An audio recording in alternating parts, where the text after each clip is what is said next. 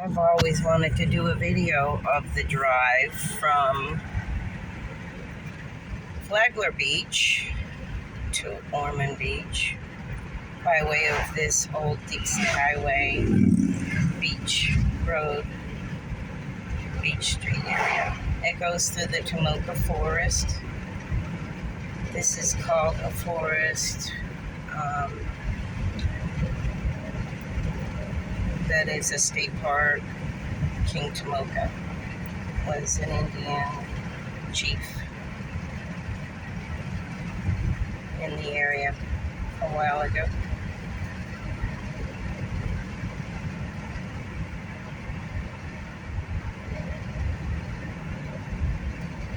They've put in a lot of developments through this birding area and tried to kind of work through some of the ecological people and make a compromise, I guess.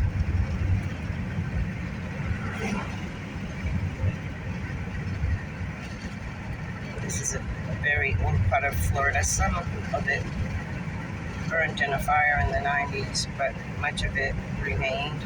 Off to the right is James Ormond Park, and off to the left is where he played as a childhood boy, and there's a 300-foot huge oak that is in the woods on the walking trail.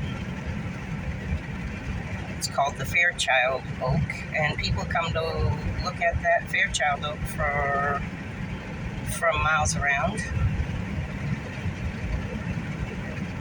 These are called canopy roads. It's kind of a name given to these areas that still have the canopy trees. They're river oaks, live oaks, water oaks, combination.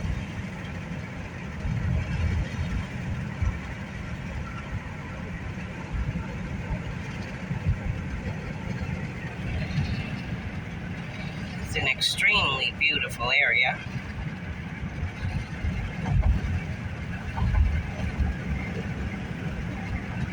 It's an area we like to go fishing. I caught a red drum in here before. It says water over the road. Now this is a flood-prone area. But we can still see the line, so it's all good. But I've never seen it flood there in about a year, so it ought to be interesting up the road in a smidge, because that floods over the road almost weekly.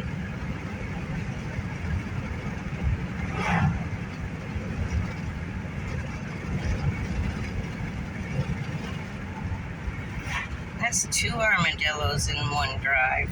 Poor animals have the right of way, people.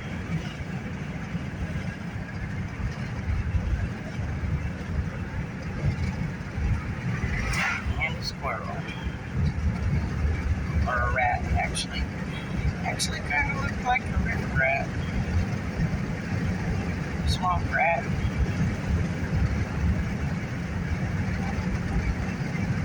Coming up on another development.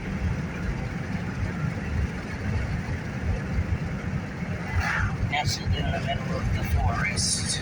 Now I know when these developments went in, the deer still kind of wander around there and live and graze in there freely. It's not a hunting area, it's a development. And that's over there.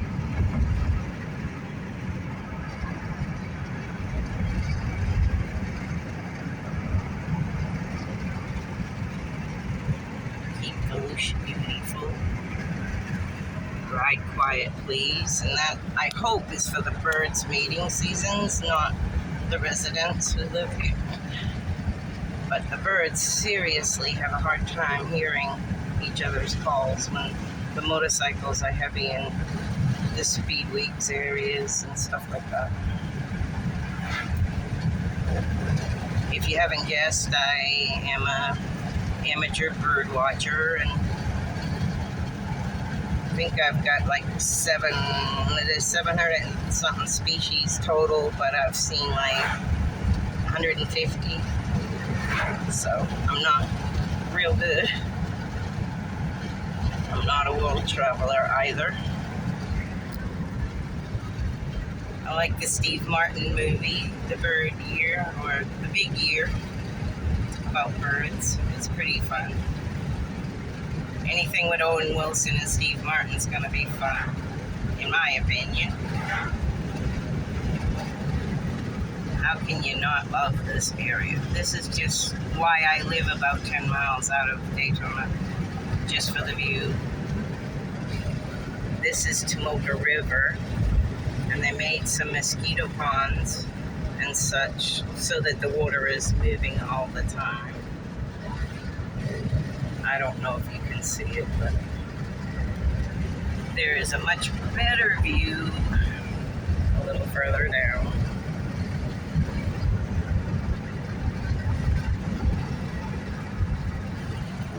And on that side of the road.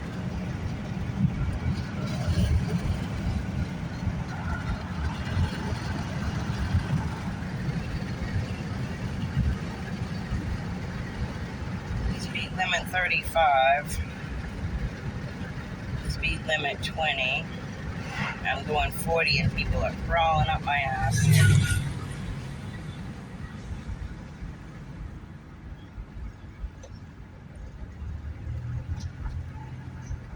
This they just put in.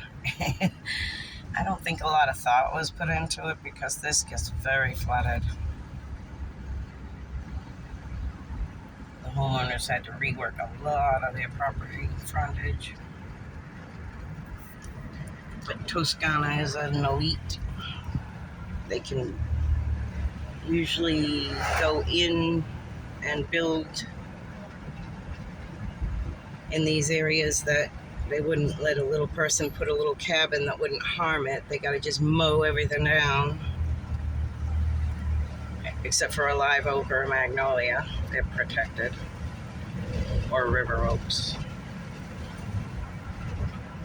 Any of the canopy trees for the birds. There's a whole life cycle, like a baobab tree and these oak trees. And as you can see, there's flooding. Not too bad. This is normal.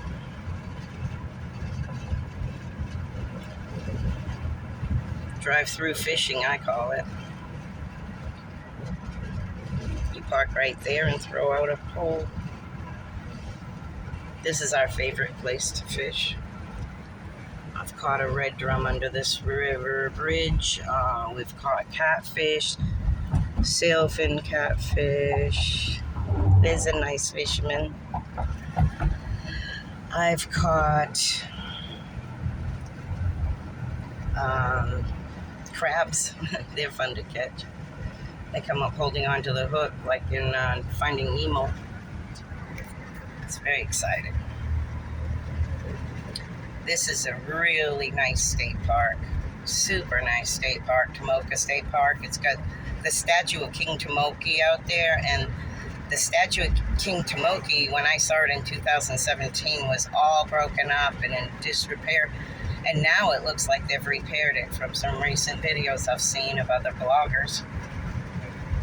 Vloggers, I guess. I used to be a blogger, now I'm a vlogger.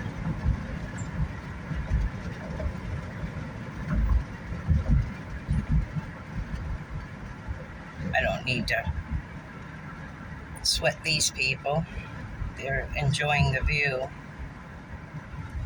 One thing I think locals need to do is have just a little bit more patience with the tourists, because they keep us alive and keep our taxes low, supposedly. Sure don't keep our housing low, though. They take beautiful little 1960s homes, bust them down, and put $1.5 million mansion on it and let it sit rotten.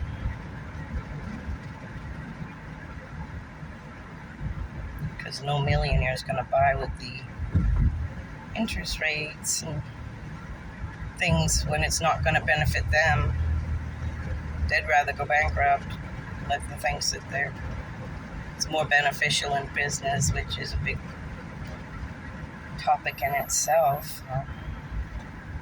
I just want to get back to the old days where you can build a little cabin on a little piece of land and live simply.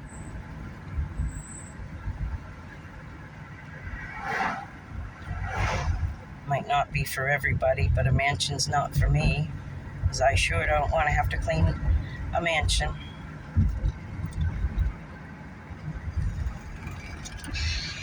This will be a good example of what I'm talking about, of the beautiful little Florida-built homes. And what it's going to end up being. They take these pretty little houses and they knock them down as soon as they go to sale, because they're just looking to flip, because the land is so valuable. This is just off the water, walking distance from the intercoastal. Pretty soon you'll see the intercoastal, because it comes up really close to this road. There'll be the mansions, because the waterfront here is exclusively almost all for the wealthy in this area. That's why I live north of here, where it's old-fashioned. No. I've had big houses, but when I moved out of a big house, it was 30 darn truckloads of stuff, and that's just a little bit too much burden, I think, for one person to put on this earth. So anyway, I donated most of it to the church and moved to a cabin.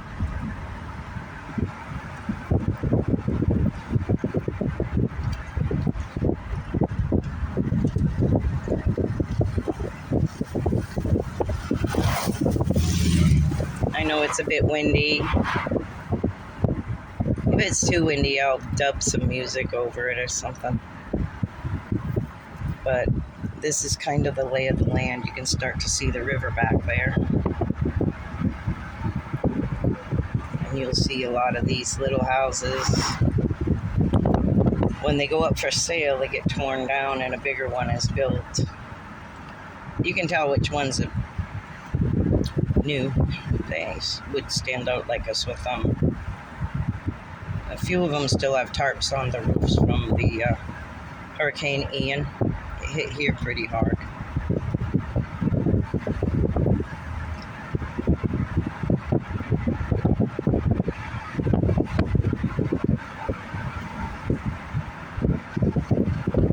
A little bit slow in Volusia County on the trash pickup.